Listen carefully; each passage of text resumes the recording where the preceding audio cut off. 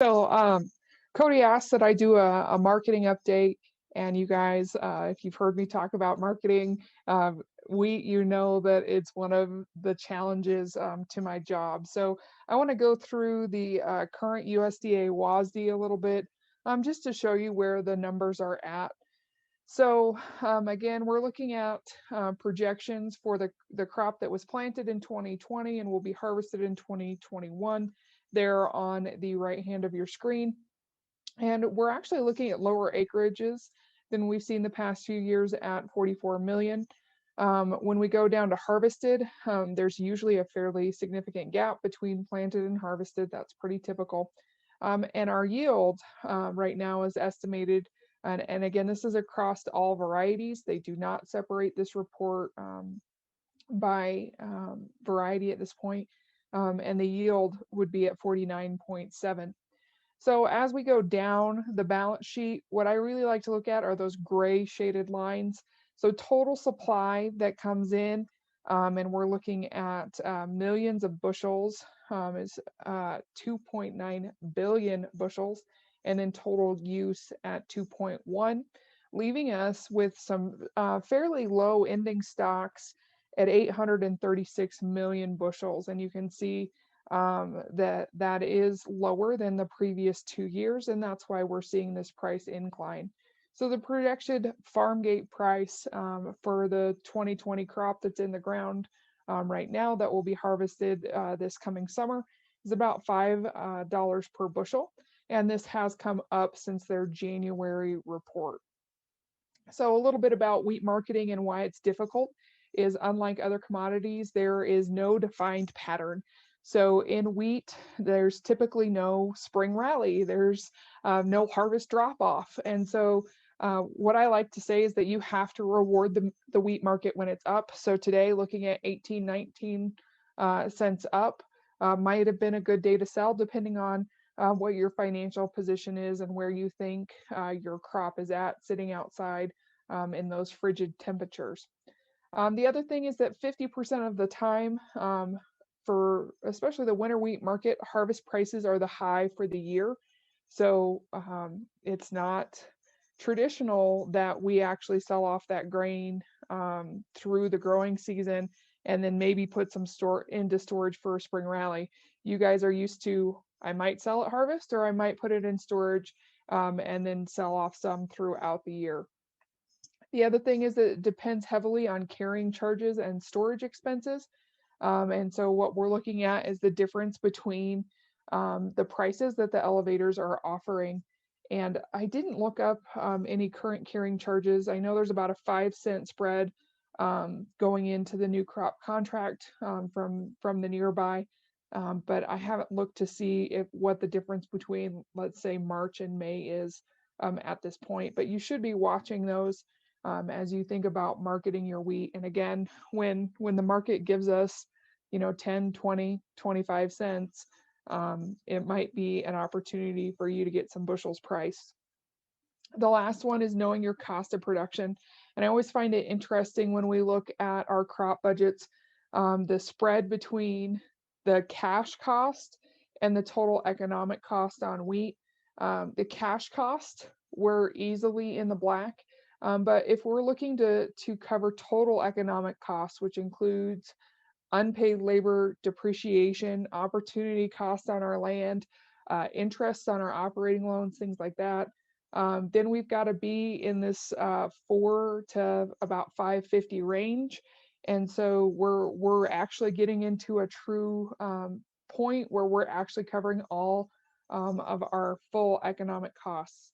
So as I look at this, really there are some opportunities to lock in these higher prices. And again, you need to look at your own financial situation and then make your decision based on some of these factors. I think one thing that's been really fun for me is to become involved in the TAPS program over the past year. And I want to go briefly through some of our most profitable farms and just show the different strategies that they utilized. And knowing that profitability, and we all know this, but really visualizing that profitability is a combination of marketing, costs, and productivity all wrapped up together. And so I couldn't figure out a way to show this to you besides in a table.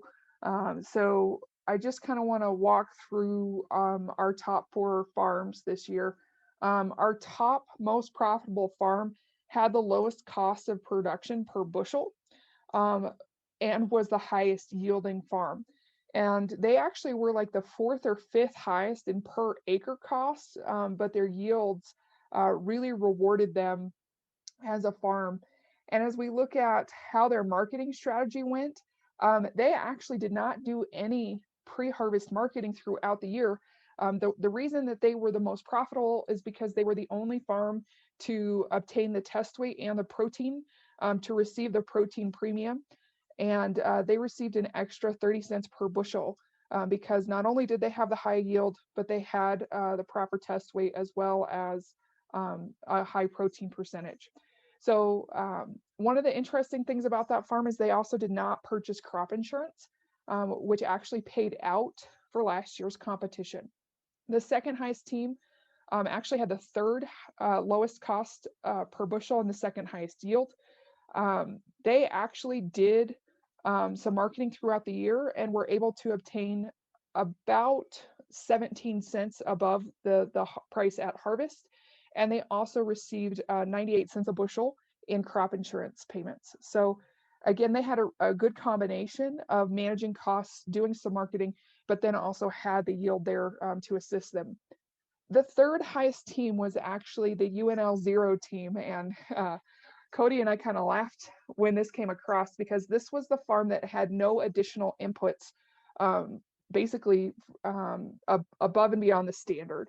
And so the reason that it did so well is because it was one of the lowest costs per bushel teams at $11 per bushel. And as we looked at it, they weren't the highest yielding, and they didn't do any marketing throughout the year. So that price at harvest was $3.93 per bushel, and they sold all of the grain at harvest. The fourth highest team had the 7th highest cost per bushel. They were the 4th highest yielding, but they were another one who was more aggressive on the insurance side, and they actually received $1.08 per bushel in their crop insurance. So it just goes to show that as we're looking at profitability, there's multiple factors that come to play.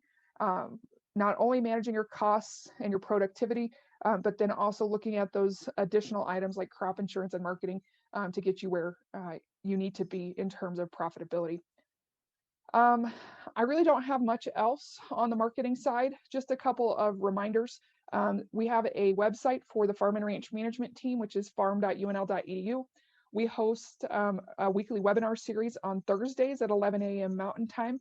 If you are interested in our content, that's where you can find it, including the crop budgets, the custom rates, and the farmland rental rates. I'm also available anytime if you want to discuss some of those issues.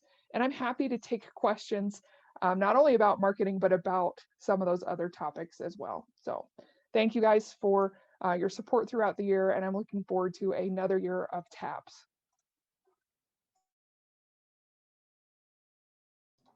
All right, thanks, Jessica.